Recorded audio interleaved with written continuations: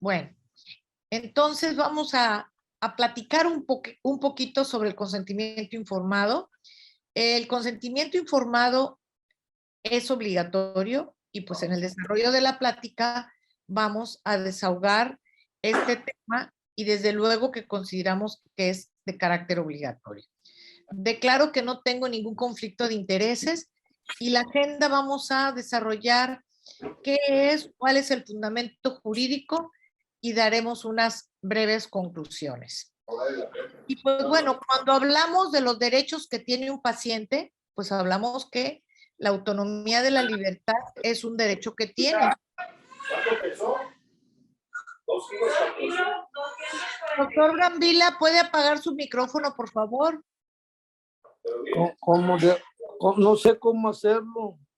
Abajo, doctor Gambila, hay un microfonito en la parte de abajo y dice silenciar. Bueno, entonces, ¿por qué decimos que es un derecho? Porque el paciente es dueño, podríamos decir, de su autonomía para decidir precisamente en base a la información que le vamos a otorgar si acepta o no ese procedimiento.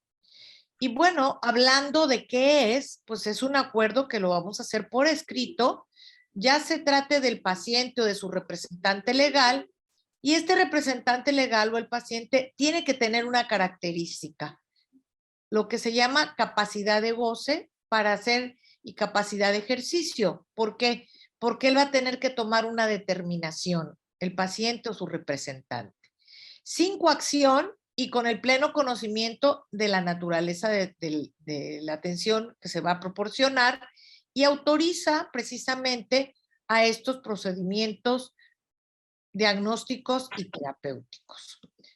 Ahora sí, consultando en este manual del Colegio de Médicos Americanos, nos encontramos exactamente el concepto que me gusta a mí en relación a que mentalmente está competente, porque en ocasiones en la competencia se basa de que sea formalmente válido o no. Entonces, el médico, el profesional de la salud, le va a otorgar una explicación y la naturaleza de la enfermedad para que se manifiesten los dos componentes, aparte de la manifestación de la voluntad, más importantes, que son establecer los riesgos y establecer los beneficios.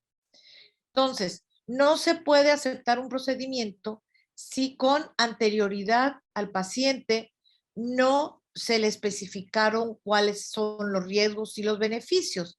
Y al final de la charla vamos a concretar este punto por un criterio de una tesis de la Corte donde habla que es indispensable que exista estos dos componentes. Y siempre debemos ponderar más los beneficios que los riesgos, porque si hay más riesgos que beneficios, entonces el paciente pues está en todo su derecho de no otorgarnos ese consentimiento. Entonces, fundamentalmente es oral, porque nosotros lo vamos a explicar con un lenguaje sencillo, comprensible, cuál es la naturaleza del procedimiento que vamos a hacer y únicamente después de que el paciente con esa libertad va a aceptar, vamos a formalizar este consentimiento con un soporte documental, pero fundamentalmente es un diálogo con algunas ilustraciones, con alguna información para que él tenga elementos para decidir. El consentimiento bajo información es necesario que sea un diálogo cordial y respetuoso y nos vamos a adaptar a cada circunstancia del paciente. Algunos pacientes tendremos que hablarle en un lenguaje más sencillo y cuando se trate de una persona que tenga un lenguaje diferente al nuestro, vamos a requerir de una persona que nos auxilie para que haga la traducción y se mejore la calidad de la atención médica. ¿Cuál sería la finalidad de este diálogo? Pues tiene una triple finalidad. Primero, que es de carácter informativo. Y el mismo diálogo va a ser terapéutico porque va a generar esa confianza y finalmente este diálogo vamos a tratar de que también sea resolutivo de despejar las dudas. Informativo, ¿por qué? Porque en el sentido dual e interpersonal obliga al paciente a establecer las condiciones de su salud y también conocer y cooperar y estar adherido al tratamiento. Y también estar preservando su confidencialidad. Cuando hablamos que el diálogo es terapéutico, es que propone estos medios para lograr la curación y el efecto es esa confianza, esa relación médico-paciente que estamos fortaleciendo al adentrarnos en todos estos conceptos. ¿Por qué decimos que también este diálogo es resolutivo? Bueno, hablamos que el diálogo es resolutivo porque precisamente alcanza el significado ético y legal. Porque el consentimiento informado fundamentalmente es ético, pero tiene consecuencias jurídicas. Y al tomar esta decisión, se plantea, ¿verdad?, que existan unas circunstancias de carácter ética y legal. Existen dos formas de expresar el consentimiento. De manera expresa, cuando lo hacemos verbal o por escrito, pero claramente manifiesto, o cuando se hace tácito. ¿Cómo sería el consentimiento tácito?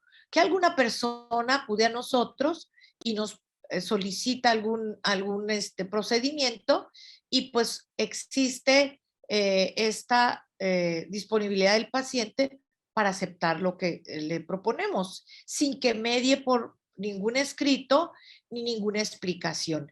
Esto cada vez es menor porque el consentimiento en el aspecto legal nos pide, ¿verdad?, que tengamos de antemano la formalidad de que es un documento.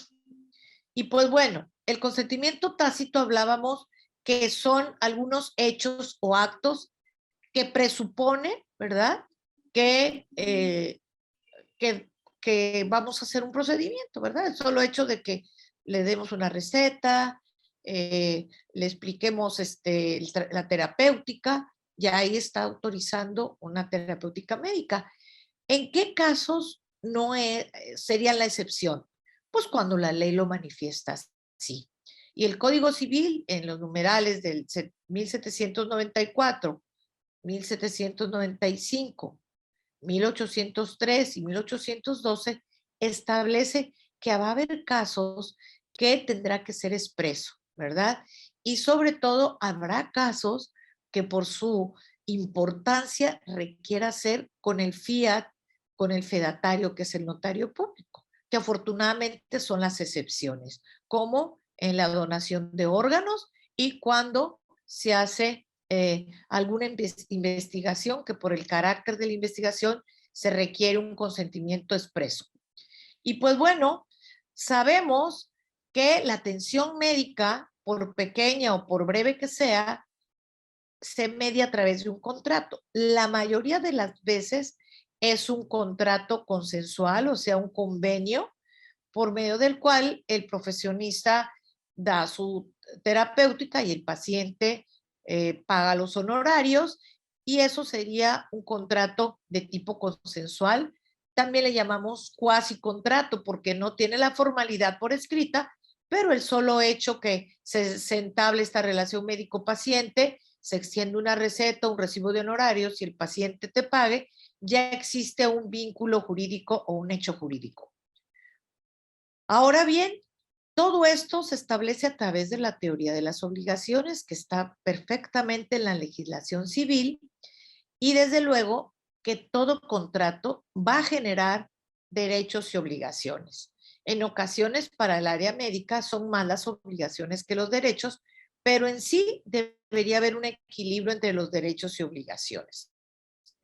La ley establece una gran variedad de contratos, de hecho es todo un semestre de la carrera de leyes donde se ven los tipos de contratos, pero vamos a hablar los más importantes. El primero es el consensual, que es cuando las partes o todos los que participan dan la aprobación.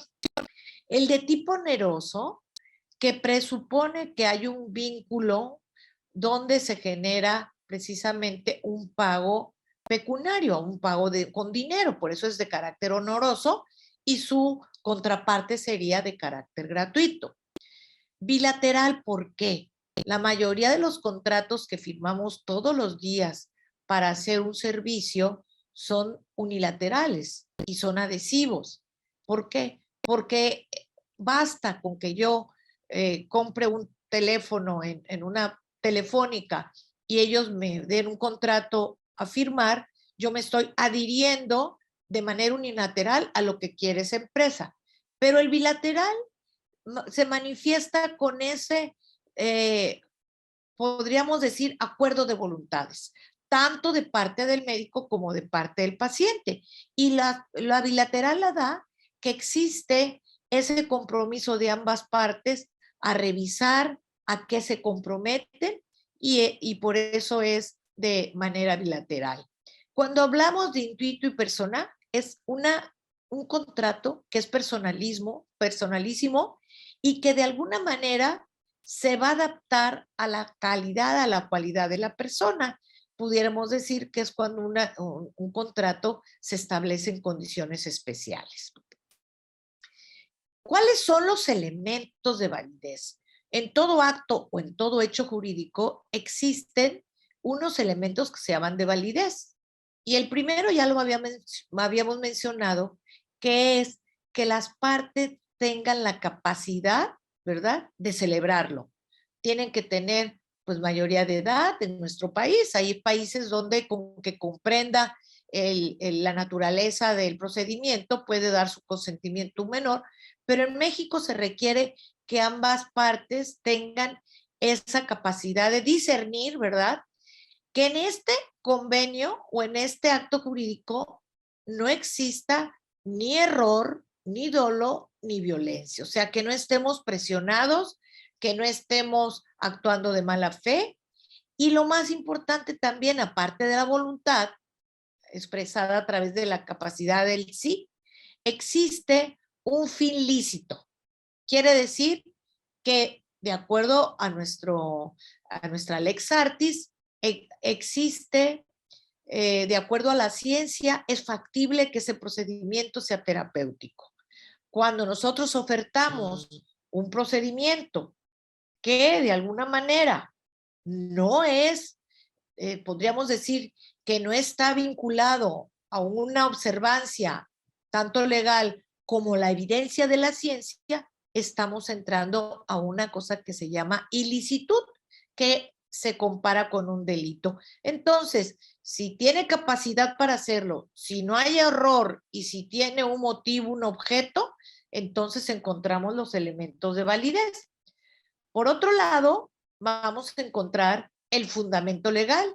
El fundamento legal está establecido en el reglamento de la Ley General de Salud en materia de prestación de servicios para la atención médica de los numerales 80 al 83.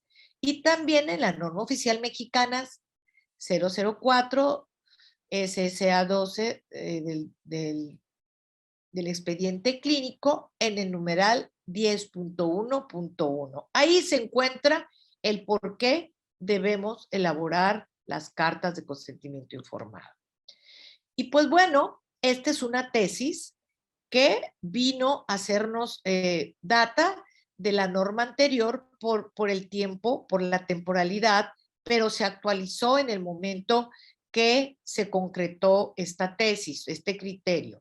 La tesis es un resultado, ¿verdad?, de un caso que llegó a la Suprema Corte de Justicia de la Nación, donde había algunos criterios por analizar, y en este caso la primera sala determinó que la falta de información sobre los riesgos y beneficios hacen procedente la reparación del daño. Fíjense qué grave es esto.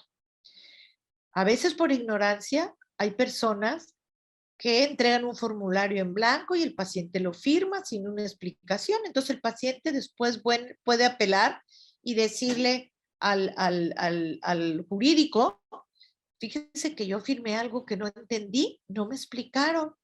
Y además me lo dio a firmar la enfermera, o me lo dio a firmar un pasante o un residente. A ver, un momentito. Aquí es como cuando uno se casa. El consentimiento debe ser un acto personalísimo. ¿Qué quiere decir? Que el paciente se lo debe firmar al médico tratante, previo diálogo, como mencionamos. Entonces, otro elemento aparte de lo que sería riesgos y beneficios es que el médico le tiene que explicar si existen o no alternativas terapéuticas o exclusivamente es el procedimiento quirúrgico, o si existen varios tipos de técnicas. Todo esto se debe explayar el médico y explicarle, mire, se puede hacer con este tipo de técnica, se puede hacer con mínima invasión, se puede hacer con robótica, se puede hacer con cirugía convencional, todo eso para que el paciente diga, sí quiero y sí acepto esta cirugía. Y pues bueno, ¿qué es lo que nos pide la primera sala? Pues nos dice que es importante que la autoridad sanitaria en todos sus ámbitos de su competencia implementen políticas para que el médico informe debidamente a sus pacientes sobre estos dos riesgos y beneficios antes de aplicar cualquier procedimiento diagnóstico, terapéutico, paliativo de rehabilitación. Porque acuérdense que el artículo 32 de la Ley General de Salud nos habla que es un conjunto donde participan todos y cada uno de las personas que proporcionan atención médica. Y esto puede ser de tipo preventivo, curativo, paliativo o de rehabilitación. Si no reúne estos 4 requisitos, pues estamos incumpliendo un deber de cuidado, ¿verdad? Y lo más grave es que si el paciente impone una demanda por daño moral, si no está la carta debidamente elaborada, va a proceder este daño moral. ¿Qué sucede en caso de urgencia? Pues mire, el mismo artículo 81 del reglamento establece que puede cualquier familiar en vínculo firmarlo y desde luego, en ausencia de ambos, pues no vamos a esperar un familiar. Imagínense que es un niño que tuvo un accidente en la escuela, pues no vamos a esperar a que los padres aparezcan, sino que con 2 médicos del hospital que estén en el área, que dejen constancia en el expediente clínico, vamos a proceder de acuerdo al artículo 81 en caso de una urgencia. ¿Qué otras cosas podemos decir del consentimiento? Bueno, hay unos requisitos de forma. El fondo ya dijimos que es que se establezcan riesgos y beneficios, y los de forma serían más que nada que debe estar el nombre del paciente correctamente, que debe haber, es bien, la edad, el sexo, la identificación con que se identificó el paciente, porque puede ser que nosotros tengamos lateralidad de un procedimiento y 2 pacientes se llamen igual y podamos cometer un error. Entonces, sí es importante que estén todos los datos del paciente. Asimismo, explicar a detalle en qué consiste el procedimiento, cuál es el objetivo de realizar este procedimiento y de algunos aspectos que sean útiles para que sean elementos que tome en cuenta el paciente para decidir si acepta o no. Dar alternativas, como mencionamos previamente, para situar el paciente que no sea un sí o sí, sino que él diga, pues sabe que ahorita, si no es una urgencia, puedo prepararme psicológicamente, económicamente, etcétera. Y de lo contrario, sería una persuadir al paciente para que esto se realice. Asimismo, es muy importante que se cumpla con los beneficios que pueda implicar esto. Por ejemplo, si es una paliación, ¿en qué va a incidir en la calidad de vida de ese paciente? ¿Cómo va a mejorar ese paciente? ¿Y en qué consisten los beneficios para evitar una queja, una denuncia o una querella? En relación a los efectos esperados si no se hace nada también, o sea, supongamos que estamos en un horizonte clínico donde hay una historia natural de la enfermedad de una apendicitis aguda y estamos obligados a decirle al paciente, bueno, si no se opera, puede caer en otra fase del padecimiento y encontrarse pues con un estado de sepsis e incluso pudiera llegar en tales casos a la muerte. Entonces, todo esto el paciente lo debe conocer antes de realizar el procedimiento o decirle, mire, si no se opera, pues puede usted tener un problema de un choque hipovolémico en caso de un trauma, y decirle no podemos esperar porque esto puede hacer irreversible el padecimiento. Y asimismo debe haber un apartado para todas aquellas comorbilidades que el paciente tiene, ¿verdad? Porque a veces no lo hacemos como debemos de hacerlo y no es lo mismo un paciente que sea nefrópata, cardiópata, diabético, que fume, y pues obviamente el pronóstico va a ser diferente. Y todo esto tenemos que tenerlo bien anotado, lo de las comorbilidades que tengan o que afecten el pronóstico y el buen resultado. Jamás debemos dar una opinión acerca de cómo será el resultado, porque de antemano no estamos obligados a ofrecer un resultado. Nosotros estamos obligados a estudiar, a tratar al paciente con la Lex Artis ad hoc, pero jamás a garantizar cómo va a salir la operación. En relación a la disposición de aclarar dudas, no precipitarnos porque muchas veces no hacemos ese contacto visual, no esperamos al que el paciente lea. Lo que se aconseja actualmente es inclusive entregar un instructivo donde, de acuerdo al procedimiento, entiende un poquito más el paciente con gráficas, etcétera, para poder aclarar esas dudas. Asimismo, la posibilidad de cambiar su decisión en caso de que no esté de acuerdo en algo y expresar el consentimiento después de aclarar todas estas dudas. Sabemos que en las instituciones se entregan un formulario en blanco y solo en ocasiones firma el paciente y ahí le van con otra tinta, con otro color añadiendo cosas. Les comento que el documento debe ser uno por cada procedimiento diagnóstico o terapéutico que implique un riesgo. Si en una hospitalización se le hacen estudios con medios de contraste o se hace de alguna manera, se le pone un catéter o se le hace un procedimiento de hemodiálisis, todo lo que en el camino vaya sucediendo, se tiene que hacer un procedimiento diagnóstico y un consentimiento informado. Asimismo, si van a haber uso de hemoderivados o de algún medicamento que implique un riesgo. Los requisitos en relación a la revocación: la firma debe ser tanto de parte del médico como del paciente y debe haber un testigo idóneo por parte del médico y por parte del paciente. Y lo que está aquí al final yo creo que es lo más importante de la plática. Los formularios globales éticamente no se justifican y legalmente a la hora de un proceso son inválidos. Y pues bueno, este es un derecho que tiene el paciente, que está establecido en el artículo 51 bis de la Ley General de Salud, a recibir una información, como hemos estado insistiendo, suficiente, clara, oportuna, ¿verdad? Necesaria, de acuerdo a los procedimientos diagnósticos y terapéuticos.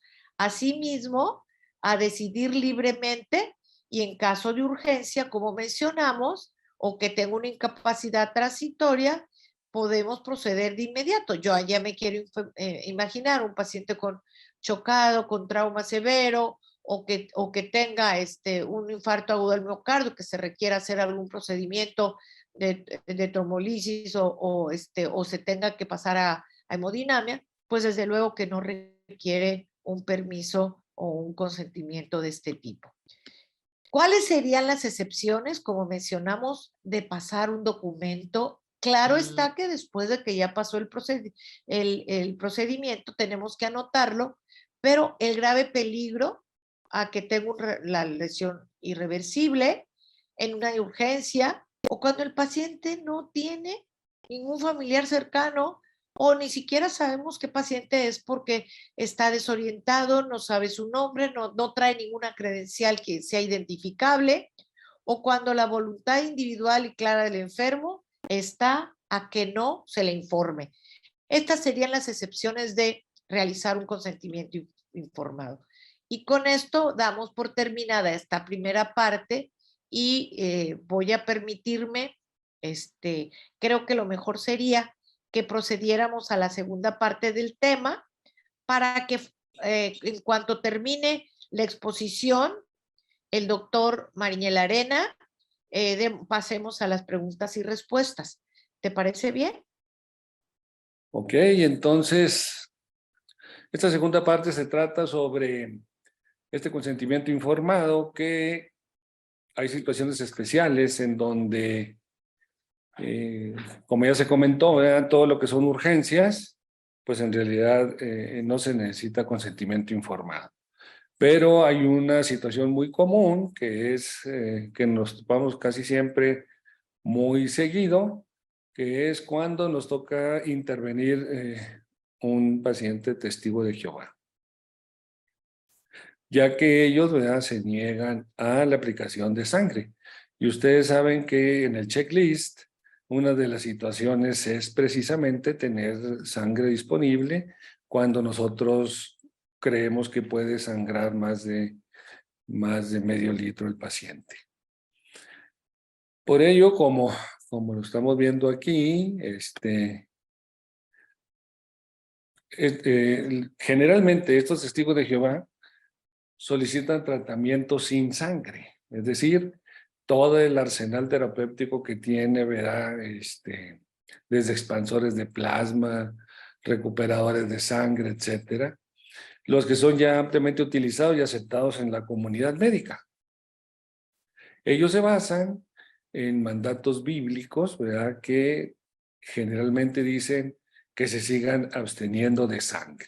Y como pueden ver ahí, está desde Hechos 15:29, Génesis 9:3 y 4, Levítico 126 y 27, 17, 1 y 2, y 10 y 12, y Deuteronomio 12, 23, 25. Aunque su justificación es rechazar la sangre por motivos religiosos y no por razones médicas, dice, muchos han reconocido que este rechazo ha ayudado a ellos a evitar contraer muchas enfermedades costosas y mortales como el SIDA y la hepatitis. Lógicamente, pues estamos hablando de cuando no existían bancos de sangre.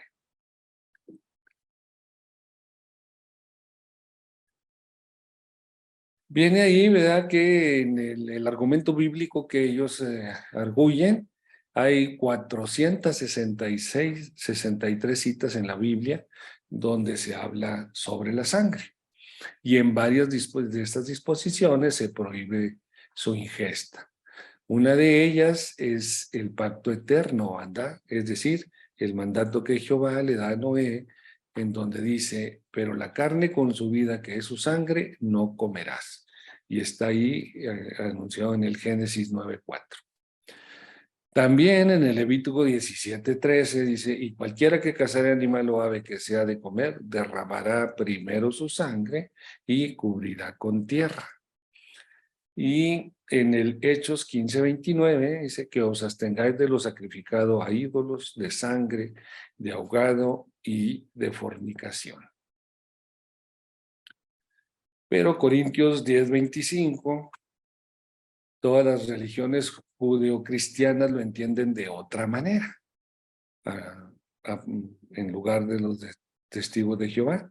Tanto que en el Nuevo Testamento se autoriza ya la ingesta de sangre ante animal sacrificado. Y lo ven ustedes ahí en el Corintios 10:25. Y dice que de todo lo que se venda en carnicería, comed, sin preguntar por motivos de conciencia. Y entonces viene una disyuntiva muy peculiar. La libertad religiosa y la objeción de conciencia.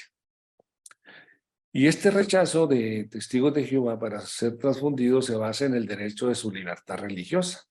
Por tal motivo, si un paciente rechaza una transfusión, en ese sentido, él hace valer su objeción de conciencia. La discusión surge cuando no existe una alternativa de tratamiento. Nuestro país pues, no tiene los recursos que tiene, por ejemplo, los Estados Unidos, de donde esta religión es originaria. Y lo vemos ahí. La objeción de conciencia se define como la negativa de una persona de cumplir un mandato jurídico, al considerarlo incompatible con sus convicciones fundamentales. Así también como nosotros podemos evocar la objeción de conciencia en medicina cuando nos piden actos que van en contra de nuestra creencia religiosa. Pero, ¿cuál es realmente el problema? Bueno, el problema se origina en que en los Estados Unidos de Norteamérica, la cláusula de la práctica libre es la cláusula que acompaña a la cláusula de establecimiento de la primera enmienda de la Constitución de los Estados Unidos. Y es muy clara en ese sentido. Dice, el Congreso no podrá hacer ninguna ley con respecto al establecimiento de la religión. Y no para ahí, sino que dice, ni prohibir la práctica libre de la misma. En eso, ¿verdad? En Estados Unidos, pues ahí sí, si un testigo de Jehová no quiere transfundirse, legalmente nadie puede hacerlo, porque dice que ni pueden prohibir la práctica libre de la misma. Vean en cambio cómo el artículo 24 de nuestra Constitución dice casi lo mismo, nomás le falta el último párrafo. Es decir, el Congreso no puede dictar leyes que establezcan o prohíban religión alguna. Pero aquí no dice, como dice la de Estados Unidos, ¿verdad?, ni prohibir la libre práctica de la misma. Por lo tanto, aquí sí está prohibida la libre práctica de la misma, si es que está afectando un bien jurídicamente protegido, que es la vida, ¿verdad?, o las lesiones. En el Código Civil Federal, el artículo 6, dice que la voluntad de los particulares no puede eximir de la observancia de la ley. Como pueden ver ahí, más claro, ni el agua, ni alterarla o modificarla. Y solo pueden renunciarse los derechos privados que no afecten directamente el interés público o cuando la renuncia no perjudique los derechos de terceros. Y además, en este mismo Código Civil, en el artículo 1910, dice que el que obre ilícitamente o contra las buenas costumbres cause daño a otro está obligado a repararlo. Si nosotros, por falta de sangre, el paciente queda con alguna lesión cerebral, por ejemplo, o llega a fallecer, pues entonces este código dice que estamos obligados a reparar el daño, ¿verdad?, que nosotros hemos producido por nuestra omisión. Y si recuerdan, lo que es un delito es precisamente hacer o dejar de hacer lo que se tiene que hacer. Y este mismo artículo nos evoca, ¿verdad?, a que la omisión también se puede calificar de conducta negligente, lo cual deriva de actos o omisiones tipificados en los artículos 228 y 229 del Código Penal Federal, que dice lo siguiente, y ahí lo pueden ver. El 228 se refiere a que los profesionistas, artistas o técnicos y sus auxiliares serán responsables de los delitos que cometan en el ejercicio de su profesión. Y repitiendo, tanto la lesión como el homicidio imprudencial, pues son delitos que están protegidos por el Estado. Y el 229 dice, el artículo anterior se aplicará a los médicos que, habiendo otorgado responsiva para hacerse cargo de la atención de un enfermo, lo abandona en su tratamiento sin causa justificada. Es decir, que si nosotros tenemos sangre y no la ponemos, pues estamos infringiendo ese artículo del Código Penal. También el artículo 469 de la Ley General de Salud es muy clara. Dice, al profesional técnico o auxiliar de la atención médica que sin causa justificada se niega a prestar asistencia a una persona en caso de notoria urgencia, poniendo en peligro su vida, se le impondrá 6 meses a 5 años de prisión y multas, ¿verdad? Por lo tanto, nosotros tenemos que actuar en forma positiva en si un paciente requiere sangre independientemente de su creencia religiosa, ya que si produce daño por falta de intervención, se podrá imponer además una suspensión definitiva del ejercicio profesional. Es decir, si fallece un paciente que ustedes operen, que es testigo de Jehová y que no le pusieron sangre y que debieron ponerle, pues aparte de los delitos que es homicidio imprudencial, pues les retirarán definitivamente su cédula profesional. También, por ejemplo, la fracción quinta del Código Penal Federal es muy clara, en donde un estado de necesidad se define como el obrar por la necesidad de salvaguardar un bien jurídico propio o ajeno de un peligro real, actual o inminente, no ocasionado dolosamente por el agente, lesionando otro bien de menor o igual valor que el salvaguardado. Es decir, aquí la lesión o la muerte es un bien mayor que la creencia religiosa, ¿verdad? Entonces, por ese motivo, este artículo 15, fracción 5, nos dice que nosotros estamos obligados a salvaguardar la vida de un paciente en contra de su creencia religiosa. También lo que es la dirección jurídica del IMSS, en ese oficio, ¿verdad?, es muy clara. Dice, si se acepta la negativa y el testigo de Jehová no es transfundido, el médico podría incurrir en responsabilidad profesional. Negativa del médico a prestar asistencia a una persona en caso de notoria urgencia, que ya lo habíamos visto en diapositivas anteriores en el artículo 469 de la Ley General de Salud. Entonces, prácticamente es una obligación, y a diferencia tremenda y abismal entre lo que diga la Constitución de Estados Unidos a lo que dice nuestra Constitución, pues le falta precisamente que no estamos obligados a que sea una práctica libre de ejercicio de su creencia religiosa. Y para terminar, este mismo artículo 15 del Código Penal nos dice exactamente cuándo se excluye un delito. Se excluye, ¿verdad?, cuando se actúa con el consentimiento de el paciente. Si el bien jurídico es disponible y que el paciente tenga cabal conciencia y pueda entender lo que le estamos explicando. Pero recuerden también que el reglamento de atención médica dice que nosotros, en caso de urgencia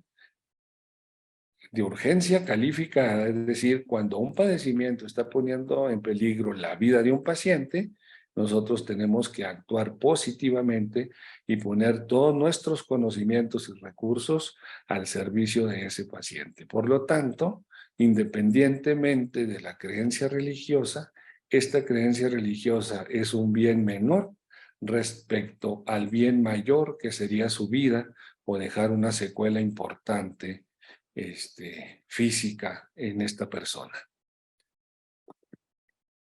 Muchas gracias. Ojalá y tengamos tiempo para preguntas y respuestas. Si dejas de compartir la pantalla para empezar a contestar, aparte de muchas felicitaciones y muchos saludos de diferentes partes de las entidades federativas, hay algo que nos preguntan, sobre todo sobre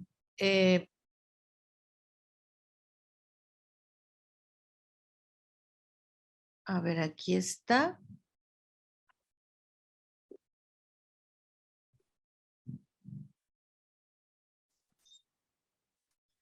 Es que deberían de haber separado las preguntas, ¿verdad?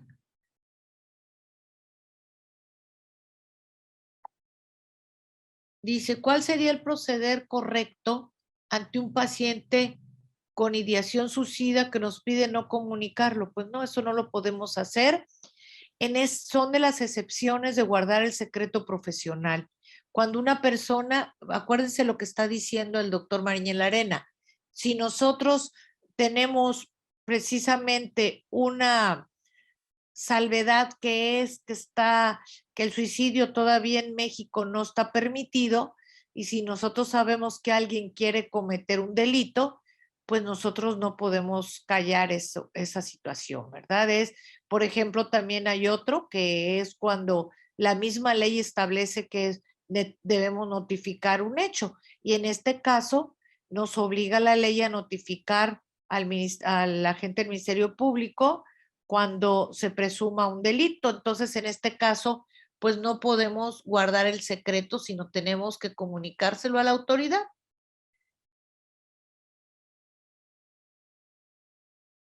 A ver, ¿qué pasa cuando se firma el consentimiento e incluye manejo de la vía aérea, colocación de central en el mismo? ¿Es inválido el documento? Cuando en el mismo consentimiento ponen varias acciones. Por ejemplo, aquí habla de manejo de la vía aérea y colocación de catéter. ¿Qué opinas, Jorge? Bueno, es que el consentimiento se tiene que pedir en todo procedimiento invasivo. Entonces, lógicamente, ¿verdad? Al introducir un catéter estamos haciendo una invasión. Salvo, acuérdense nuevamente, estamos hablando de los consentimientos informados en donde el paciente puede darlo, pero si se trata de una urgencia y el paciente no está en condiciones de darnos la autorización, pero se requiere, por ejemplo, en este caso, de una subclavia, pues se tiene que hacer en todo procedimiento en donde hay una urgencia calificada. Se puede actuar sin necesidad del consentimiento, sin repercusiones legales. ¿Por qué? Porque estamos haciendo nuestro deber, es decir, salvar una vida y tratar de limitar las lesiones.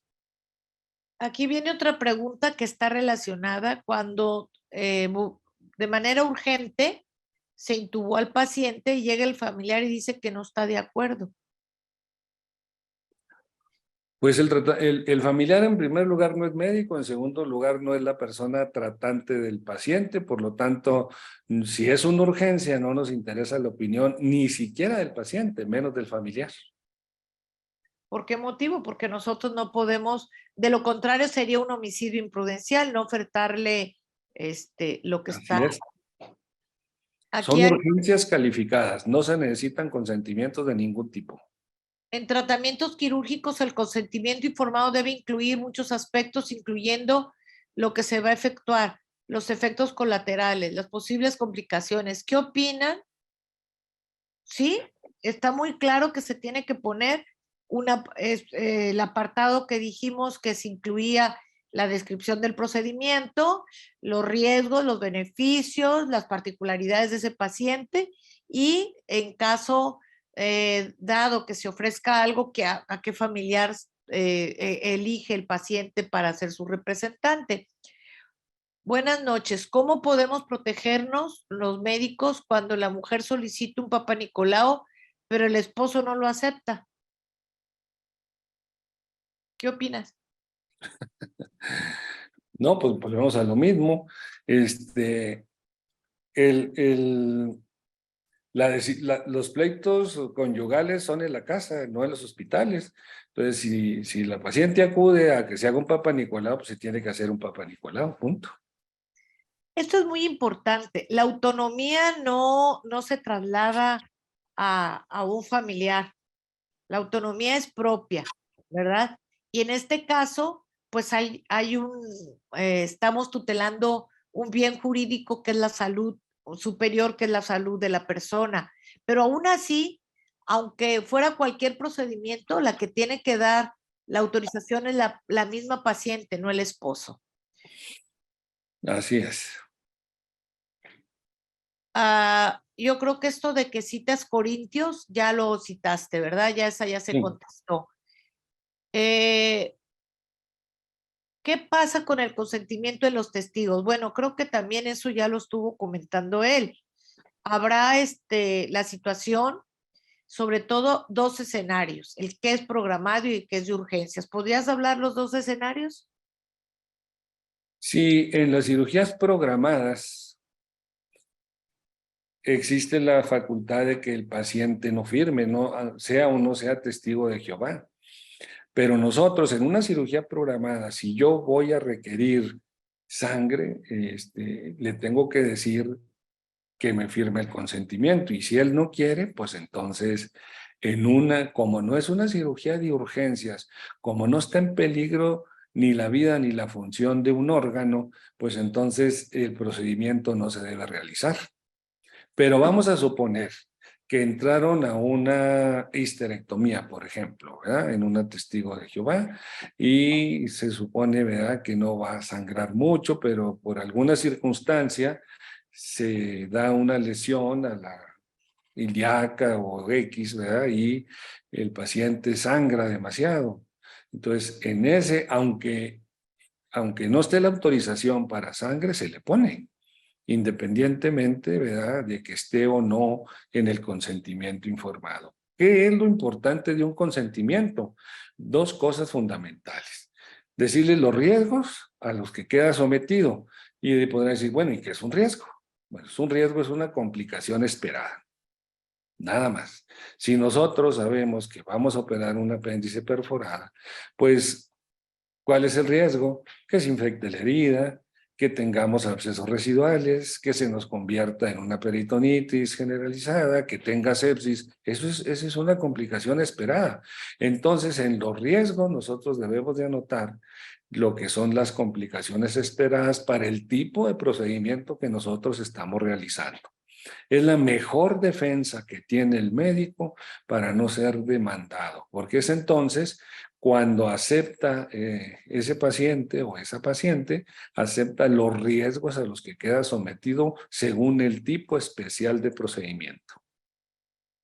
Cuando estamos en una institución y es una cirugía mayor y que sabemos que de todas va a requerir sangre, y esta unidad, por tratarse de ser un hospital general de zona, no tiene todo lo que la infraestructura para ofrecerle algo más a este tipo de pacientes, es cuando por regionalización se le solicita que vaya a una entidad federativa donde cuente con todos los requisitos para atender este tipo de pacientes, pero de manera preventiva, ¿no? Ahora, hay algo que ya dijo el doctor Mariñez Arena y que yo confirmo, es que no podemos aceptar algo que esté fuera de la ley. Yo no puedo dejar morir un paciente, porque entonces estoy cometiendo un delito y el delito se llama homicidio imprudencial. Yo prefiero que me acusen de que afecté sus creencias a que me acusen de que cometí un homicidio. ¿Están de acuerdo? ¿En qué caso los testigos y cirugía en mayor... ¿Qué pasa con la requisición de sangre preoperatoria? Bueno, pues eso como es un requisito administrativo, lo de los donadores, yo voy a exclusivamente indicar como médico que de acuerdo a la lista de cotejo y al tiempo fuera, yo necesito tener sangre ahí. Que la voy a usar, no sé. Igual la uso que no la uso, pero debe estar ahí. Y si él no autoriza, pues si es un procedimiento electivo, puede darse la opción a que no firme y a que lo vea otro médico, porque también hay la libertad prescriptiva del médico a decir, bueno, yo así no, en esas condiciones yo no voy a intervenir un paciente, ¿verdad? Entonces eso es muy importante. Habla del consentimiento informado bueno, aquí en jóvenes menores de edad está desde luego que siempre a tutelar el bien jurídico superior y que algo que esté de notificación obligatoria. Cuando se trata de VIH o cualquier otro padecimiento que es obligatorio, nosotros ante una sospecha clínica tenemos que ordenarlo. Y el resultado, en ocasiones, como es de vigilancia epidemiológica, tenemos que notificarlo. No quiere decir que lo voy a lanzar a los cuatro vientos, no, voy a tener la precaución de, como es un dato sensible, custodiarlo. Pero ¿por qué es importante realizarlo? Porque pudiera ser que se transmita a otras personas o que afecte a otros, o sobre todo que la misma ley te obliga a que lo notifiques, ¿verdad? Dice, estoy en un consultorio y atropellan a una persona en la esquina, la ley me obliga a acudir. Acudir no, si tú estás ahí, atenderlo. O sea, porque no puedes saber tú que estás en un edificio de enfrente. Lo que sí te obliga es que si tú estás en la calle y está el paciente, sí lo tengas que atender. En caso, ¿es factible administrar sangre durante el transoperatorio? Sí. Sin informarlo al paciente, sí. Es una urgencia. La misma norma también de administración de sangre y hemoderivados también dice que en caso de urgencia se transfunde. ¿Hay consentimiento para realizar exploración de mama en caso de alguna paciente no desea el examen? Pues es que si no hacemos, ahí sí sería incumplir los medios. La obligación de medios es en establecer todo el protocolo clínico, interrogatorio, exploración física completa y el uso consciente y adecuado de estudios de imagen y de laboratorio. No tenemos por qué excluir un examen porque no estamos en Medio Oriente. Si yo viviera en Dubái, pues yo tendría que tener otra persona que estuviera ahí para que me permitiera revisar la mama. Pero estamos en México y aquí la legislación es diferente. Y si la paciente no quiere que se le revise, si es del sexo femenino, pues igual se le puede ofertar que la revise una persona del sexo femenino, pero lo que no se puede es obviar el examen.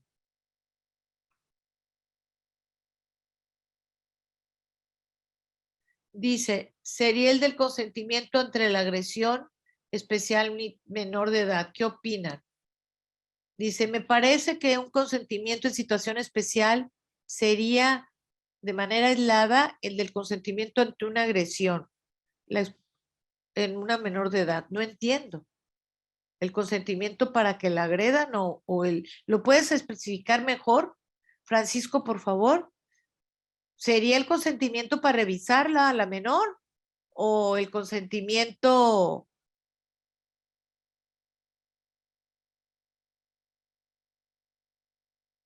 No entiendo muy bien la pregunta, ¿verdad? Si nos puedes aclarar un poquito sería formidable.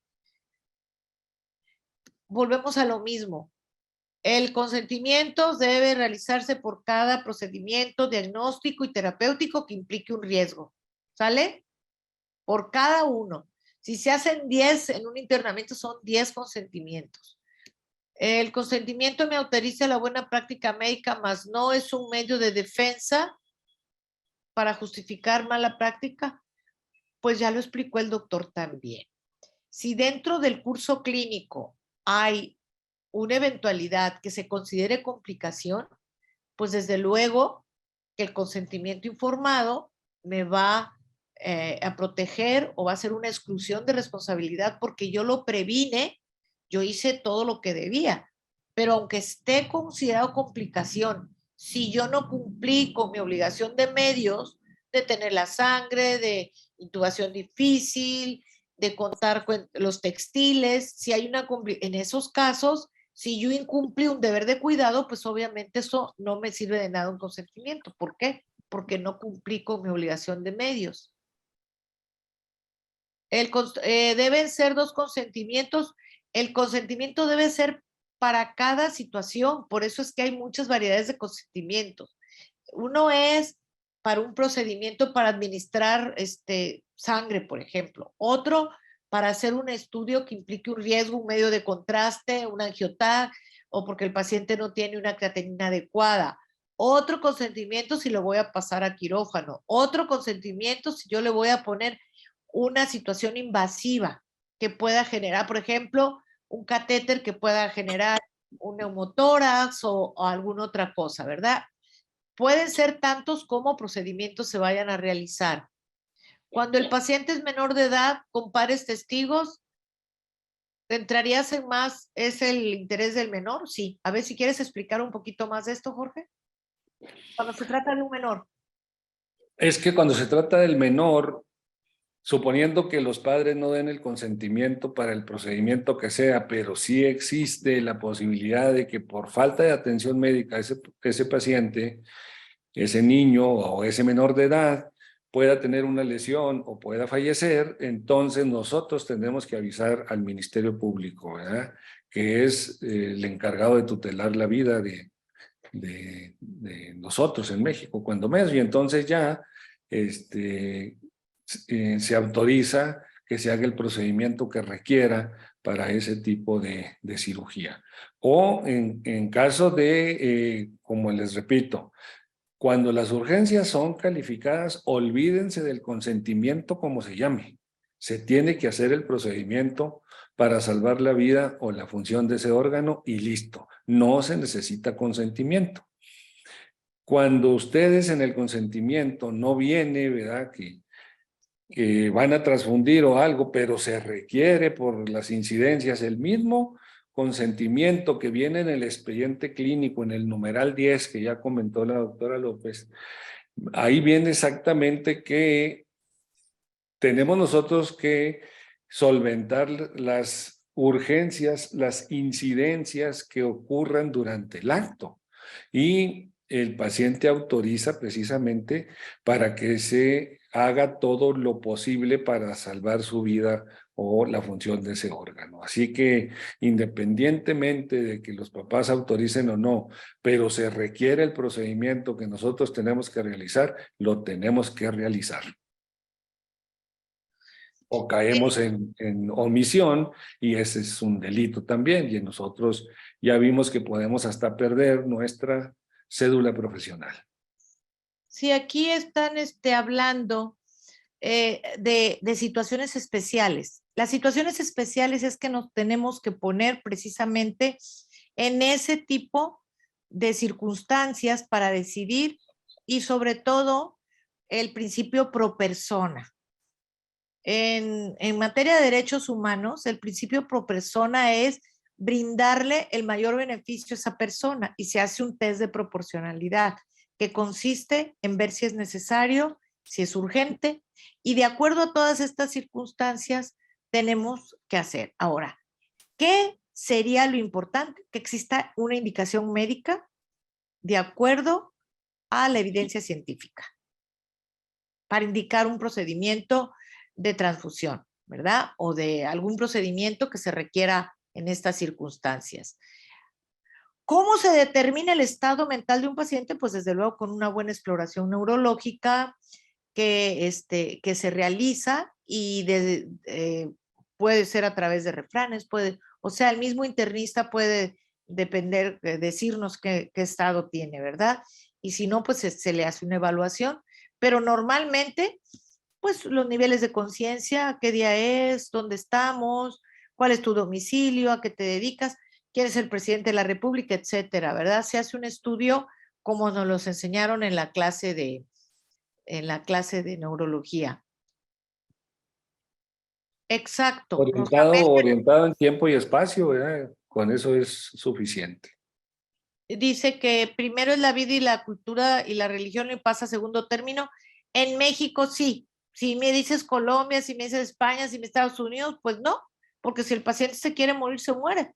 Pero aquí en México es un delito dejar morir una persona que equivaldría a una situación delictiva, ¿verdad? no se necesitan firmar los consentimientos en caso de una urgencia ni después. Lo que sí se necesita es dejar un registro en el expediente clínico, nada más. Correcto.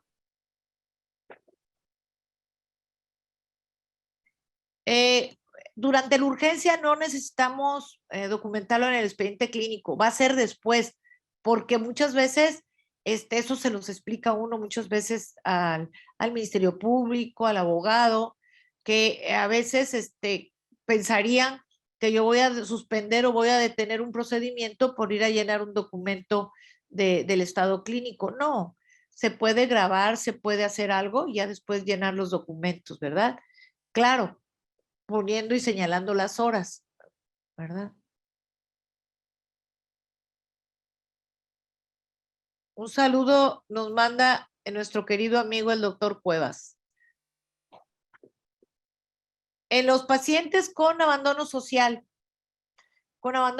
existe una norma que es la de violencia intrafamiliar, que viene un apartado, un adendum, donde el no cuidar a una persona en estas condiciones se considera también un delito y no nosotros lo vamos a investigar, le hablamos a la autoridad. Cuando los padres no aceptan el tratamiento quirúrgico es el mismo caso, se avisa al Ministerio Público que esté de guardia para que él dé la autorización para el procedimiento.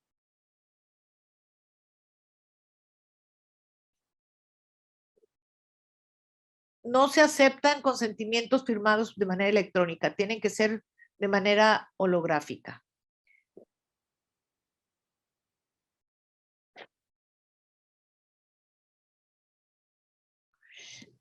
Todo lo que podamos dejar explicado y asentado en el expediente clínico nos va a prevenir una situación después. Acuérdense que si nosotros no estamos en la misma concordancia con enfermería o con anestesia, ellos pueden poner otra cosa, porque ponemos sangrado mínimo y resulta que otro pone que sangró 500 o 1 litro. Siempre debe haber esa situación de documentar lo que nosotros hicimos en el procedimiento durante el quirófano. Que si se necesita en un cólico renal, que se va a administrar un analgésico con consentimiento. En un cólico renal. Si necesitas recabar el consentimiento para administrar un medicamento. No. En caso de urgencia, el consentimiento no necesita firmarse. Lo que se necesita es que 2 médicos que no participen en el procedimiento, de acuerdo al reglamento de la Ley General de Salud, en el artículo 81, ahí en caso de urgencia y el 83, 2 médicos que participen, que no participen en la atención médica, que estén en el área de urgencias. No es que posteriormente vas a hacer el consentimiento, sino se va a llenar un apartado, una nota donde dice que no había familiares, que es una urgencia y que se procedió a atender al paciente.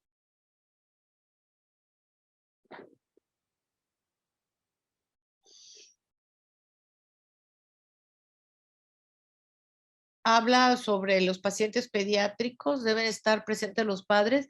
Pues sí, a menos, hay recientemente hay alguna normatividad, porque a veces van con la abuelita o van con algún otro familiar, pero ahorita con las nuevas situaciones de las niños, niñas y adolescentes, si ellos acuden a una información, sí se les debe dar la información. Claro que si es una situación invasiva, sí pues se requiere la custodia de los padres.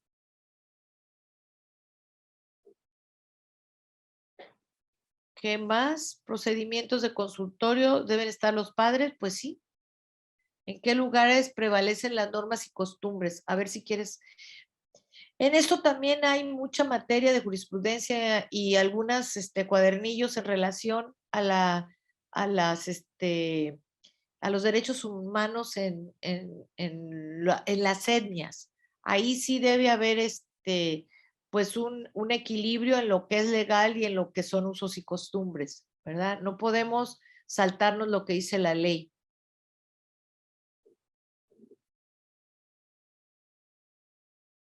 Aquí dice que por qué si firman el consentimiento les da meningitis y por qué es doctor responsable. Bueno, no es que sea responsable el doctor tiene que ofrecer la atención médica, pero como parte de un conjunto. Cuando surge un evento adverso, se analiza la causa raíz y si depende, por ejemplo, si yo no compré el medicamento porque hay un jefe de compras y es un hospital institucional, pues yo voy a pedir el medicamento y lo voy a aplicar de acuerdo a la farmacología, pero yo no lo adquirí. Es muy diferente a cuando yo llevo el medicamento y no reúne los requisitos de seguridad de ese medicamento. Es diferente. La responsabilidad es cuando yo no cumplí con ese deber de cuidado.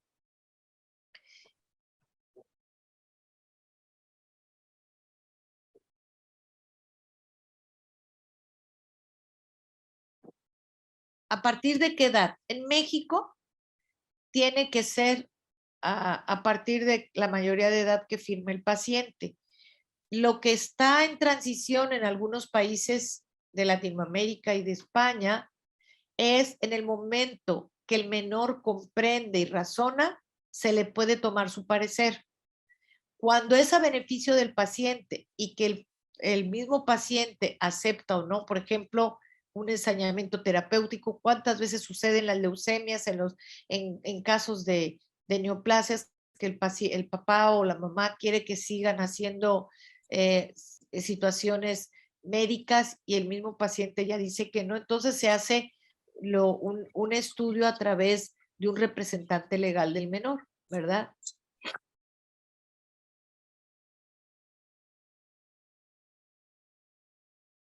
Dice que ya salió del hospital y que van a su casa a que le dé consulta, pues no. Usted ya salió del hospital, si es institución, usted ya no tiene por qué volver. ¿Quieres aclarar eso? Dice, Sí, cuando es ya que terminó la jornada laboral y tú ya estás en tu casa y te llegan a buscar que es una consulta. no, para regresar a la institución no. O sea, las instituciones tienen un horario y asignan un área de responsabilidad a cada uno de los que firman el contrato.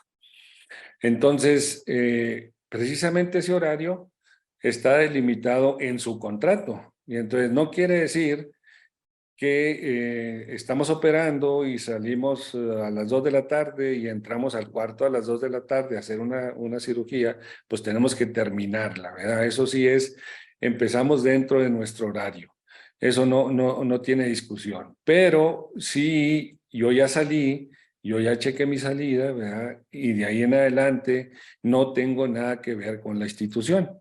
Incluso desde el punto de vista administrativo, si yo voy fuera de horario, existe una sanción administrativa en las instituciones del sector salud. Así que nada más soy un trabajador de ese instituto en el horario que me tienen asignado.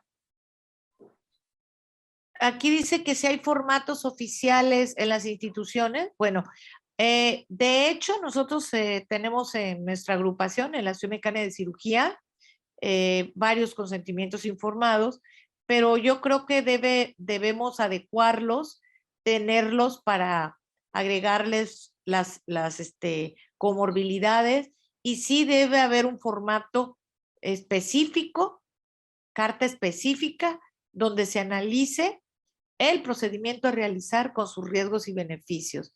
Existen formatos especiales para hacerlo. Sí, tiene que ser individualizado el procedimiento que se va a realizar. Generalmente lo que tienen las instituciones son consentimientos o autorizaciones generales, ¿verdad?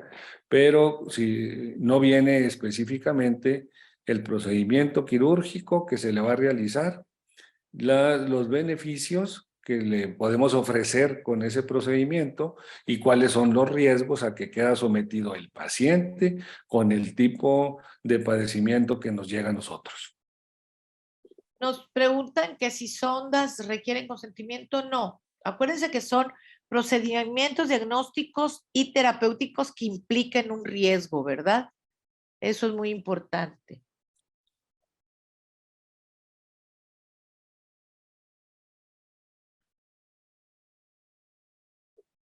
Hay más preguntas. Si te amenazan, pues porque vas a transfundir, pues también tú puedes ir a la autoridad a denunciar que te están amenazando, que te están grabando, todo eso puedes ir. Un saludo, doctor Medellín, con mucho cariño, hasta Monterrey.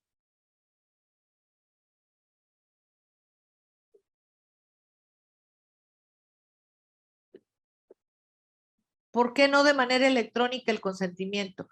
Elaborarlo electrónicamente sí, pero la firma se tiene que ser original, ¿verdad? Al consentimiento es como si un cheque al portador. ¿A poco tú vas a mandar un cheque por vía electrónica?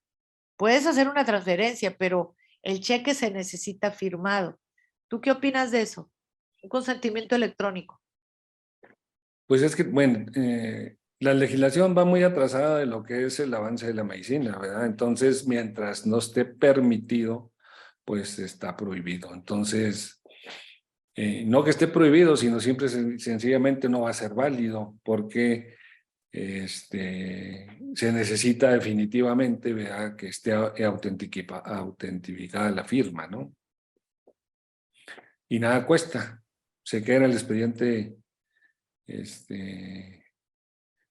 expediente clínico. Sí, acuérdense que algo muy importante, otro de los grandes temas que no es el tema de hoy, es el control definitivo de la fertilidad. No esperen que en un transoperatorio, cuando la paciente no está plena en conciencia, a media cirugía digo, quiero que me liguen o quiero que me operen. Pues claro que no.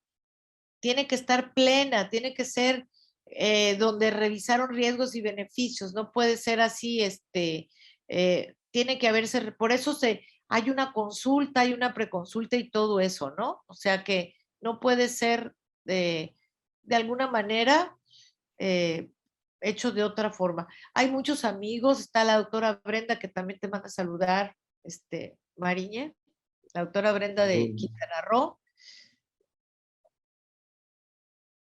Otra vez dice la firma electrónica, es que no es lo mismo dar una receta que dar un consentimiento. El consentimiento tiene sus características y está normado tanto en el reglamento como, acuérdense que hablamos, claro que hay de consentimiento a consentimiento. No es lo mismo el consentimiento que se requiere para un trasplante, que la ley establece que debe ser ante notario, que para administrar un medicamento. Ahora, la firma electrónica no entiendo. El doctor Miguel Ángel Arévalo insiste en que la firma de conformidad con la norma 151, ¿verdad? Tú vas a atender a un paciente que lo estás viendo, no lo estás viendo a través de una consulta o una telemedicina. Para este caso, pues sí, pero siempre hay un receptor que esté llevando a cabo el estudio diagnóstico, ¿verdad?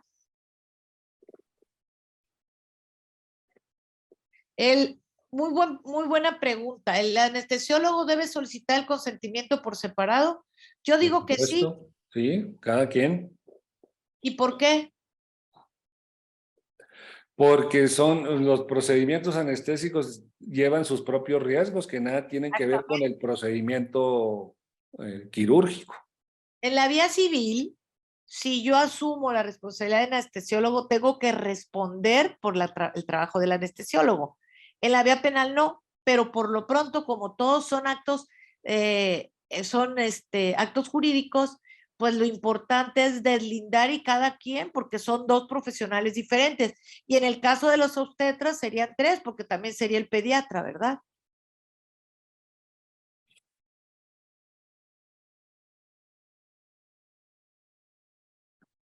Lo de las grabaciones, que si está permitido. No es del tema, pero si quieres contestarlo. No, no, es que no tiene por qué ser grabado, o sea, es una relación médico-paciente. Y esa relación médico-paciente, pues es como el expediente. ¿A quién se le va a entregar? Pues hay específicamente a quién entregarle un expediente clínico. No se le va a entregar a cualquier agente. Entonces, si yo no permito que me graben, con eso es suficiente para que se suspenda la grabación.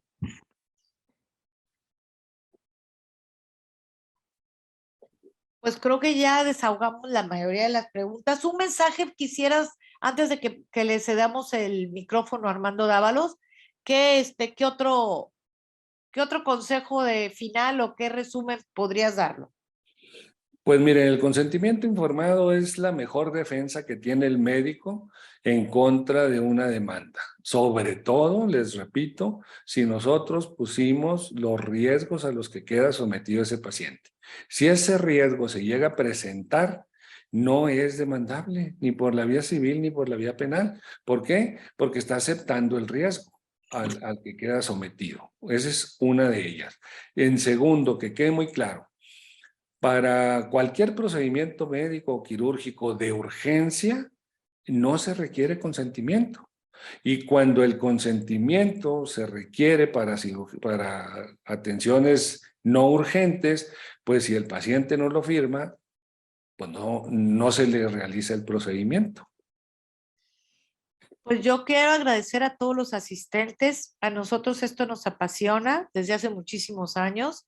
Créanos que estamos continuamente documentándonos y viendo qué novedades existen, pero sobre todo el mayor estímulo son ustedes para que nosotros sigamos preparándonos.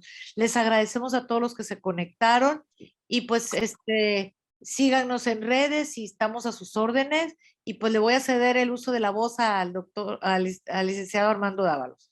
Adelante. Muchas gracias, doctora Elena. Muchas gracias, doctor Jorge. Pues como bien estuvieron expresando, yo creo que lo más importante de estos programas es tener un espacio de reflexión, pero también de aprendizaje. Y el aprendizaje nos debe conducir a acciones contundentes para tener una práctica profesional segura, para que trabajen ustedes con tranquilidad y de una forma proactiva y no tanto como defensiva. Entonces, muchas gracias, doctora Elena López Gavito. Muchas gracias, doctor Jorge Mariñalerena, a quien siempre les estamos agradeciendo su valiosa participación. Creo que hay muchas preguntas que cada especialista puede tener. Sin lugar a duda que más adelante le estaremos informando de los cursos que ustedes están organizando a lo largo y ancho del país durante todo este 2023 para que más gente se sume a este conocimiento y a esta información que requieren todos los profesionales de salud, vuelvo a repetir, para tener una práctica segura. Y finalmente también mencionarles que Medical Legal Center, como siempre, pone a su disposición las conferencias o simposios que podemos llevar vía plataforma virtual o directamente de forma presencial a sus lugares de trabajo, sus hospitales, sus clínicas, sus colegios médicos, para que conozcan este marco jurídico y en este conocimiento ustedes realicen su práctica de una forma donde puedan prevenir cualquier tipo de evento que les lleve a una situación de índole legal. Simplemente también a veces el desgaste de una situación, pues no es necesario cuando se tiene este conocimiento. Entonces, por favor, no se olviden que pueden mandarnos su petición a atención.mlc@gmail.com, atención sin acento.mlc@gmail.com y con todo gusto nos solicitan estas pláticas y las estaremos llevando. También a través de nuestras redes sociales, pues estaremos emitiendo algo más sobre esta ponencia, algunos comentarios de nuestros expertos, la doctora Elena, el doctor Jorge, para que sigamos aprendiendo a través de estas plataformas. Y finalmente, invitarlos a que se sumen cada 15 días a Masterclass. Este año estaremos manejando cada 15 días este programa los miércoles y todos los lunes, cada 15 días también la voz del residente. Entonces creo que son espacios de aprendizaje, de reflexión, que nos ofrecen esta valiosa participación de toda la comunidad médica para seguir aprendiendo. Así es que muchas gracias, doctora Elena, muchas gracias, doctor Jorge. ¿Quieren decir algo más para finalizar el programa? El micrófono. Que tenemos en la Academia Virtual de la Asociación Mexicana de Cirugía General el curso de legislación y también tenemos otro curso de lo que debe saber el cirujano, pero está abierto al público en general. Se pueden inscribir en las plataformas. Son cursos on demand que son muy sencillos, que cada quien tiene sus tiempos y donde participa Judith como en lo de la necropsia, participa el doctor Jacobo Choi, participa el doctor Mariñel Arena, el licenciado Abraham y su servidora. Entonces, también pueden tener el acceso a ese curso. Obviamente tiene valor curricular y puntaje, pero desde luego que esos cursos los estamos actualizando continuamente la información por toda la modificación legislativa del Congreso de la Unión y de la Cámara de Senadores. Entonces, por eso es que les pedimos que tengan sus conocimientos actualizados. Les mandamos un fuerte abrazo, un saludo. Despídete. Muchas gracias, hasta luego, buenas noches. Pues buenas noches a todos, siempre agradecidos por su valiosa participación y los esperamos dentro de 15 días en un programa más de Masterclass. Buenas noches a todos, saludos, gracias. Buenas noches.